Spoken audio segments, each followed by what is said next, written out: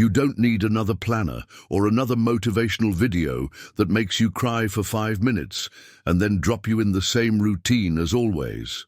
The real is that there's something deeper holding you back, and no one talks about it.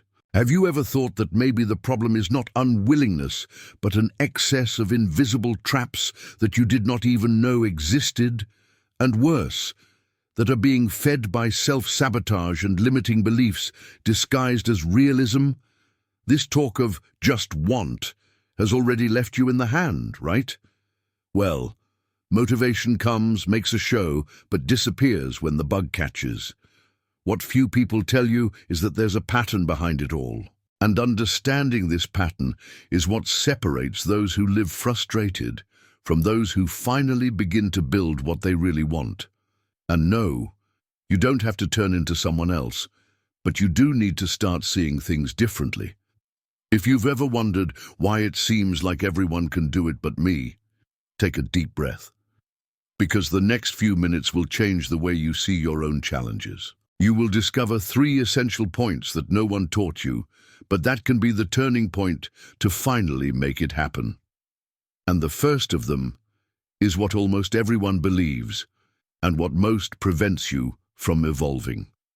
Reason 1. Self-sabotage and willpower are not enough. It is common to see people saying that just have willpower, as if this was the golden ticket to success. But let's face it, if that was all, no one else would stumble into self-sabotage. The reality is much more complex. The person wakes up determined, full of motivation, promises that now will, and in the afternoon is already drowning in an ice cream jar, saying that it starts again on Monday. It is not a lack of wanting, it is that wanting alone does not cope when the environment, routine, and emotional exhaustion pull in the opposite direction. Imagine someone trying to quit smoking, but living with smokers all the time, stressed at work and not sleeping properly. No matter how motivated he is on Sunday night, Monday he will falter, and worse, he will blame himself, thinking that he is weak, that he will never get it. This cycle feeds a powerful limiting belief that he has no control over himself. And then the self-sabotage makes the party, disguised as just today, just a little bit. I deserve.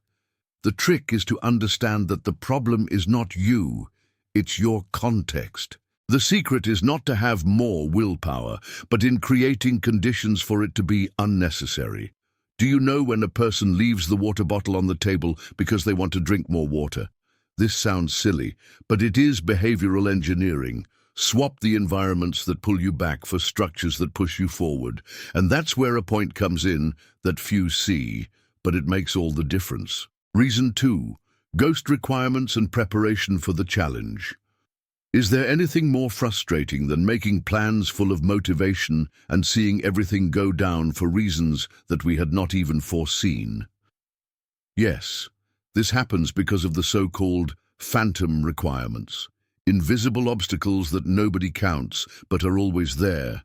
Accumulated fatigue, poor quality of sleep, lack of real time, or even that emotional weight you pretended did not exist. And when these ghosts appear, the self-sabotage acts in silence, convincing you that it was not meant to be. Let's take the example of someone who decides to start meditating every day at 6 a.m. It seems simple, right? Only that he goes to sleep at 1 a.m., has small children, and still wakes up anxious with 1,000 tasks at work. Meditation. Forget. The problem is not a lack of motivation, it is the absence of strategic preparation.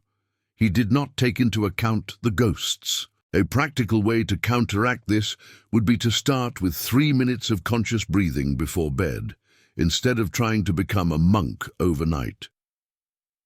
Adjusting the plan to reality avoids frustration, and that is the key. Those who understand this start playing the game of life with another mindset. Enter the field already prepared, knowing that you need plan A, B, and maybe even a C. Because when the ghosts appear, and they always appear, you are not caught by surprise. And this preparation protects you from the old limiting belief that you are the problem. No, my friend, the problem is the poorly designed plan. Now, if you think that just changing the plan solves it, there is one more point that many people ignore. Reason 3. Personal identity and change of self-perception. Few people realize it, but the way you define yourself internally shapes practically all your actions. If a person sees himself as undisciplined or disorganized, that is exactly what he will deliver to the world day after day. The identity becomes an invisible lens, and any attempt to change hits this inner wall. Self-sabotage loves it because it hides behind labels. This is not for me. I've always been like that. Only that no one was born with a label glued on the forehead saying, I am anxious. The real transformation begins when a person changes not what they do, but who they believe they are. A simple and powerful trick: instead of saying, I want to run, say, I am someone who runs. It seems detail, but changes everything. Begins to act as someone who takes care of his own body, who honors his commitments. And it doesn't have to be huge. 10 minutes walk, read 2 pages of a book, wake up 5 minutes early. Small daily victories are dissolving limiting beliefs that were stuck there for years. The truth is that it's not about turning into someone else overnight, but to show yourself constantly that you can be different. This process does not need to be lonely nor suffered. It can even be fun, light, full of discoveries.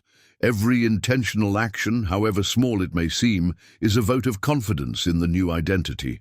And as this vision becomes stronger, a new question begins to arise in the back of my mind. If I can be someone different, why not go beyond that and achieve what I really want? Now that you understand what really holds you back, the question remains, what are you going to do with it? Will you let these limiting beliefs continue to define you, or will you start turning the tables, one step at a time? Because the difference between those who are stuck in self-sabotage and those who break the cycle is in the action, even small, even imperfect. Are you ready to act, or will you wait another month, a year, a life? Did you identify with any of these points? Which one caught you? Comment below. I want to know what hit hard in there. And if this content has poked you in some way, that good poke that makes us wake up, already leaves your like, subscribes to the channel, and activates the notifications, because here, every week, we really talk about what prevents you from growing, and even more, about how to get out of this place. Do not let this knowledge die in theory. Use, apply, test, and when you start seeing the results, tell me, what changed after you started to see yourself differently? Until the next video.